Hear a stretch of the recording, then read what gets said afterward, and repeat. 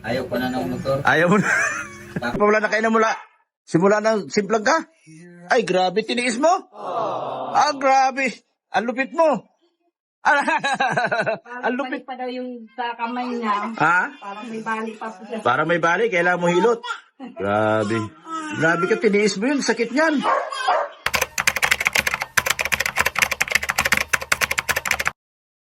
So yun na guys, good morning, good afternoon, and good evening. Pumuli sa inyo lahat. Ito muli ang inyong lingkod, Batang LU. And guys, grabe din pala yung pagkaka-aksidente ng papa ni Viancy. Kumbaga, hindi naman ganun kalaki or kalala, pero masakit yun. Kumbaga, sa tuhod yun guys, kumbaga, pagka yan, natuyo na, naku po, at naigalaw, mas masakit lalo yun. Kasi magkakrak yung kanyang natuyo na na skin.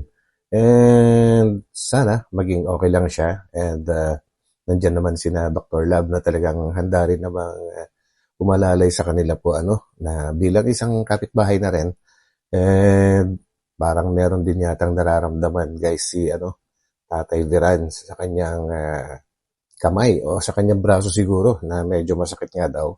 And sana ay maipacheck nila kaagad ito para hindi na po lumala So yun guys, yan po ang ating bibigyan po ng reaction sa ngayon. And naisip ko lang din, itong si Viancy kasi ay napapabalita na nakikisakay o umaangkas sa motor. Dati yun guys, hindi lately. Kumbaga dati pa. And sana tigilan na niya yun o kaya umiwas siya kasi kaunting pagkakamali lang. Alam mo naman yung mga yung mga kabataan ibang klase pagka magpatakbo yung mga yan. Medyo mainit pa yung mga dugo nila, lalo't mga baguhan na driver. Iba yung mga yan, guys. Dahil dumaan din po ako dyan dati. So yun, sana iwasan na niya na umangkas or makiangkas sa motor at delikado. Unang-una, hindi sila gumagamit ng mga safety gears. Pag nagasgasan, sayang naman ang skin. So yun, guys, no? And bago tayo tumuloy doon, sa ating bibigyan na reaction guys, ay huwag natin kalimutang suportahan palagi ang buong Team Kalinga. Tuloy-tuloy lang yan guys. At yan ay sa pangunguna ni Kuya Val Santos Matubang at Ed the Vlogs and Kalinga Prab. And meron pang isa guys at gusto ko ngayong lahat po ng mga subscribers ko na nagtiwala sa akin na sumama sa aking journey. Gusto ko kayong bigyan ng isang malaking pasasalamat. Maraming salamat po sa inyo guys na sumama sa akin journey dahil sa wakas, after 3 years in the making, ay naabot na rin po natin yung inaasam ng mga maliliit na content creator na kagaya ko na umabot po sa 100,000 subscribers. So yun, maraming salamat po sa inyong lahat na nag-subscribe po sa akin. Yan. So, diretso na po tayo. Let's go. I don't give a fuck what you say. May sugat na si Padi. Kawawa naman. Ang laki Kawawa naman yan, no? Kala ko hindi ako makakalakad kanina Nako. Mga kalingap. Sakit yun guys. Masakit talaga yun. And I'm sure nasaktan din pati yung tuhod niya. Yung bones siguro. Hindi ka magkakaroon ng ganong kalaki guys na hindi na sugat, na hindi masasaktan din yung buto po And sana'y gumaling siya kaagad. Alamin po natin ang buong kwento. Ang dami pa din daw. Grabe, Pautang. ganda na ng tindahan. Pautang pa di. Nakahubad si pa di. Dito na lang ako mag-video-video pa rin. Nakahubad ka. Bawal yun. Kamusta na yung sugat mo? Ha? Kirot? Patingin niya, makirot. Anong gamot ininom mo? Wala. Ay, grabe ka naman. Di ka naginom ng gamot? Ala. Hindi ka. Grabe naman.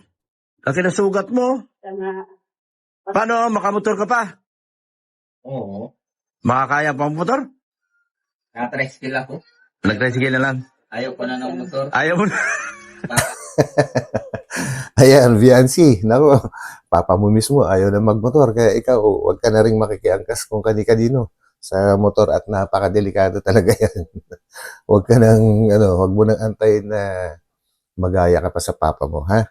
Ito ay advice ng isang kuya batang Elio mo. So, iwasan mo yan. Ano ko muna ang unahan niya na stack up yung... Stack up yung preno, di ba? Doon ako Yung preno, unahan?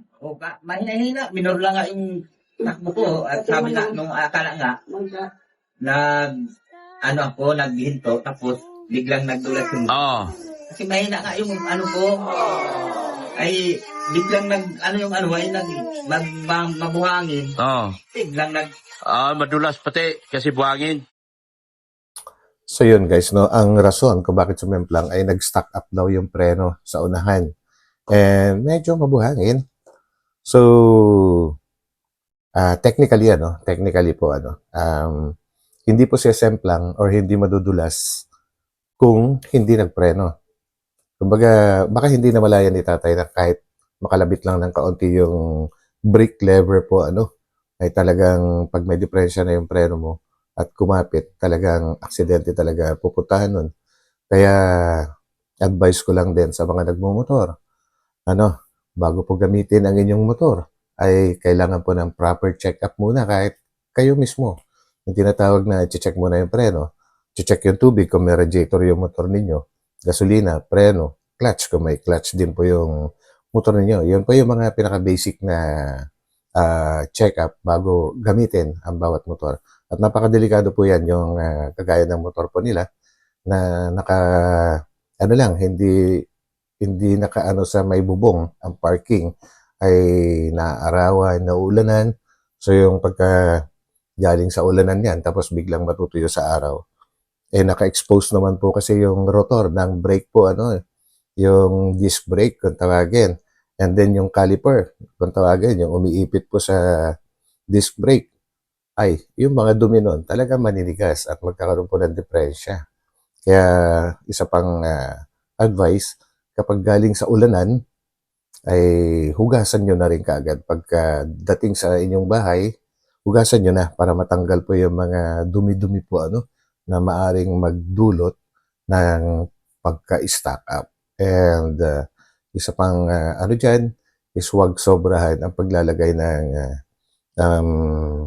tawag dyan ng brake fluid. Kailangan sundin nyo lang, may level naman po doon. Kasi pag pinuno nyo yung kanyang cylinder guys, habang ginagamit kasi yung motor, umiinit din po yung mga fluid na yan. And then pag nagpreno ka, pag puno, wala na siyang iikutan. Hindi na siya makakabalik. So, pwede rin pag-umpisa ng magdulot ng stack up. Kaya ko lang naman po nalaman ito kasi minsan, meron din po akong motor guys bukod doon sa aking 4 wheels po, at ginagamit ko rin siya pagka nayayaya ako na mag-rides ng mga tropa. Ito po yun. Yan. So yun po guys, yun lang, kaunting advice lang po sa mga nagbumotor. Medyo delikado po talaga yan, kaya kailangan ng sobrang ingat. So yan, tuloy po natin guys. Grabe nangyari kay Padi pare. Tingnan yung sugat ni Padi, grabe laki. Nakakaawa si Padi. Grabe nangyari kay Padi. Hindi ka nag-inom ng gamot? May gamot ako doon, bigyan kita. Ano ba yung gamot to? Ay, wala na din. Doon pinali, papunta akong bayan siguro ngayon. Kalimutan kong Hindi siya makadrive ay. Hindi nga, ang gamot niyan, antibiotic, ay ano ba? Ay, comment nyo nga kung anong gamot niyan para malaman natin kung anong bilbilhin ko. Yun guys, pasalamat din kay Dr. Lab kasi andyan siya nakaalalay and dahil hindi nga kaya ni Tatay Beran na bumiyahe dahil sa nangyari sa kanya, andyan naman si Doc Lab at nagkukusa na siya na ang bibili. And yun, grabe, kahit betadine muna, panlinis or para hindi mapasukan ng mas maraming bakterya po, para lang yun lang naman mga basic na first aid kit dapat na meron tayo sa bahay. Betadine, band-aid, yung mga ganun-ganun. Pwede ng pang first aid po yun. Hindi ka makapunta sa labas? Dapat pala bibili ako ngayon. Yung mga gamot niyan. Masundo nga sana ako, Edwin. Kaso lang. O, idarang mo na lang. Malayo po. Doon. Saan? Puntang Naga. Sila si Bien? Oo. Ah, akala ko sa bayan. Hindi po. Ano po, papuntang Kalasgasan ba yun? Kalasgasan. Hindi po sa Papunta sa Lorenzo yun, sa Lasgasan. pagsangahan. Pagsangahan. Oo. Nandun sila? Boy Scout. Boy Scout. Uy, may Boy Scout dito sa pala inyo yung kanina. kapatid ni, Yancy. Dito mo na lang sana pinasali. Ilang araw sila doon. Ay, camping. Nag-camping. May jamboree siguro. Bawi ngayon. Akala nga nun, susundin ko ay sakit yung tuhod ko. Oo. Hindi mo masundo yun. Mag-commute na lang kamo siya. Sige, pwede. Maghanap ako ng gamot. Kung anong gamot niya si Mrs. Lam, Yan, anong man yun. sige. Doc Lab, Anong gamot bilisan yan? mo. Di ka pa wala na kayo na mula. Simula na simplang ka. Ay, grabe, tiniis mo. Grabe. Ang lupit mo. Well, ang mga laking probinsya ay talagang matiisin yan. And hindi basta-basta umiinom ng gamot hanggat kayang tiisin. Yung mga sakit po, normal na po yun. Parang balik pa daw yung sa kamay niya. Ha? Parang may balik pa po siya. Para may balik, kailangan mo hilot. Grabe. Yun. Grabe ka, tiniis Dapat mo yung mapacheck. sakit niyan. Hindi mo lang nalapatan. Kala ko nga hindi ako makakauwi nung Mabuti mo ka pa di, hindi na Hindi naman po at talagang natukod ka, tuhod. oo, bigla na lang baliktad yung motor. Grabe. Pangyayari na yun, aksidente talaga. Hindi siya na, Sabi ko nga, buti nga walang kasalubong sa kayong kasunudan. Oo. At may, ako ang nasa, Apatay ka? Kung sasak. Ayun. At swerte pa rin si Tatay Veran, guys, dahil wala siyang sinusundan, walang kasalubong, at wala rin sumusunod sa kanya. Kundi, baka ma-sandwich siya sa nangyari na yun. So, thanks God pa rin, guys. Yan. oo, nasa, Dump truck. O, hindi pa naman nagpiprino yung mga dump truck. bibilis pati yun. Oo. ano po yata yung Saan banda ikaw na simplang? Doon po sa, matugtuog. Doon. May Tuog. palayan. Oo. Maganda yung palayan doon. Maganda kalsada doon Maganda nga kaso lang, yun nga. Unahan ng, may papuntang hindi pa na. Oo, Malapit sa school. nang narido. Oo. Narido. Oo. sabi ko ipacheck yung motor. Ay, Hindi. ano? San Pablo. Pablo School. Grabe pala. Nag-stop daw yung motor. Sige, may gamot yata ako doon, pati wala ka pala. Iniinom, grabe. Kuha yan sa Honda. Ha? Papacheck up yan sa Hindi niya Honda. daw yung motor kaya na-disgrasya. Yun. Dapat talaga, tama si Tatay Veran, guys, na dadalhin niya mismo sa kasa ng Honda kasi hindi pwede magtiwala po sa mga tinatawag na mga pichi-pichi na mga mekaniko po, baka lalong lumala. So, doon na lang. And mas eksperto po siguro sila ron. Hindi, yan mo, maano lang naman yan. Mapagawa lang naman ang motor. Ang importante, wala kang gamot, yung masakit. Kaya siya na-disgrasya yung Kagabi nga hindi ako makatulog. Di ka talaga patulugin Nako. yan. Sakit yan. Sakit talaga So, niya. lagi na nakatanda Yan ay, Pag nasasagi, tumuyo yan, sariwa tapos pa. ginalaw mo yung tuhod mo na yan. Ay, grabe sakit yan. ko talaga. Yun.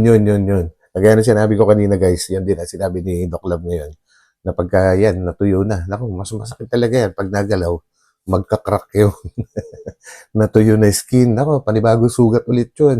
Hindi kumain ganyan, no? Oo. Wala pala ikaw gamot. Sige na, hanap akong gamot.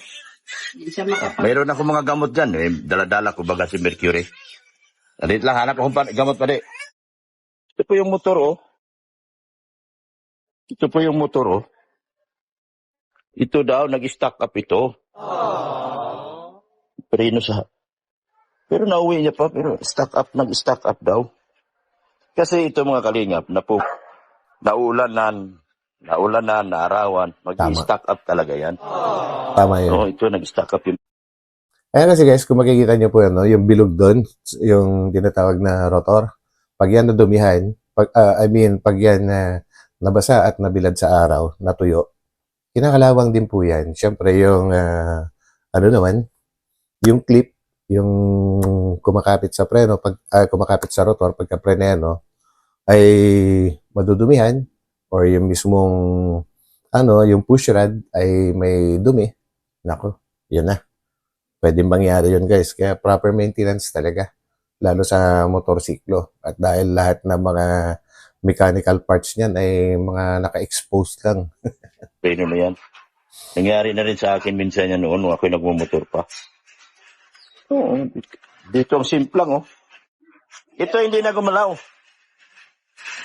Buti nauwi mo pa. Pinatanggal ko po ng preno para makauwi lang. Pinatanggal mo yung Nako. preno. Para makauwi lang. Delikado rin yun. Kaya pala nagtatagas na. Grabe. Sa bagay, yun yung pinaka, band-aid solution kung tawagin para makabiyahe siya. Tanggalan ng preno. Kaya lang, wala na talaga siyang preno. Mas masaklap na yun. Di ba guys? Ayan, no, napakadumi pala. Ayan, kitang-kita naman guys na i-zoom ko na lang to. Ayan, grabe. Kinakalawang yung rotor, yung disc brake kung tawagin. Ang dumi. So, pwede talaga malaki posibilidad na mangyari yun. So yun guys, maintenance, proper maintenance kailangan dyan. Nag-stack up. Ang tendency kasi pag naulanan, naarawan, yan ang nangyari. Mag-stack up siya. Yeah, Kailangan talaga laging yung clip dito, ganyan clip. Opo. Kailangan na lang isan yun siya para makaklip siya dito. Ay, medyo delikado rin po, nalalalangisan yan. Ang magandang gamitin po dyan, yung tinatawag na contact cleaner. Yung ina-spray siya. Yun, talagang ginagamit na panlinis sa mga preno po. Contact cleaner. Mura lang po yan. Nasa 70 pesos isang tangke. Matagal na rin pong gamitin yan. Abot na isang buwan siguro na pang maintenance. Contact cleaner lang po. Pero yan sakit talaga ng mga Mayroon disc naman brake. po yan, dyan sa Sa likod na, Maintenance naman po. pag ako kasi, hindi, walang, yung disc brake kasi, ganyan, pagkapit niyan, kapag nag-stack up na, hindi na bubuka. Ay, hindi naman po ako na-preno dyan sa unahan. Siya lang ko. Yun, hindi naman daw na preno si Tatay Viran sa unahan po, Pero, well, sinabi niya yan. Pero technically speaking po, baka lang hindi niya namalayan na napisil niya yung preno kasi tumatakbo na rin naman po yung motor, no? Kasi kung talagang bago pa umandar ay naka-stack na yan, maaring ganun, pwede. Pero yung tumatakbo na siya tapos biglang magpepreno ng pusa, medyo baka may multo na pumisil po sa preno. Oo, nagpusa ko Grabe talaga. Kaya sabi ko ay, hindi ba ako lang mamalit Iba mo. talagang. Grabe, oh. Tapos hanggang ngayon, hindi pa na kayo gamot. Grabe. Bilib ako sa'yo. Sige na. Maghanap akong gamot doon. May gamot ako doon, pambihira. Sige na pa, di. May gamot ako doon. Punta mo na ako sa bahay. Bye-bye, Tiko. So yun guys, nako, ulitin ko na naman, ingat po sa mga nagbumotor. Kailangan talaga proper maintenance. Ngayon, kung wala po kayong shaded na parking, pwede nyo naman pong kumutan yan pagka yan ay exposed sa ulan tsaka araw po, para iwas aksidente. Or pwede, pinaka the best, pag-uwi nyo po, pag galing kayo sa ulanan, syempre, hindi lang naman yung ulan ang nagdudumi dyan. Kumbaga, ang talagang nagbibigyan ng dumi, yung mga talsik galing po sa kalsada. Yun. So, hugasan nyo na mabuti pag uwi nyo. And, yun. Pag natuyo, okay na siya ulit. Kumbaga, malinis na. At hindi ko naman sinasabing 100% na hindi mangyayari yun. Pero, malaking chance na malalayo kayo sa ganong pangyayari. So, yun. Maraming salamat, guys. And, ito muli ang inyong lingkod, Batang Elio. Magkita-kita po tayo ulit sa aking susunod na upload. So, pansamantala, bye-bye po muna. Bye.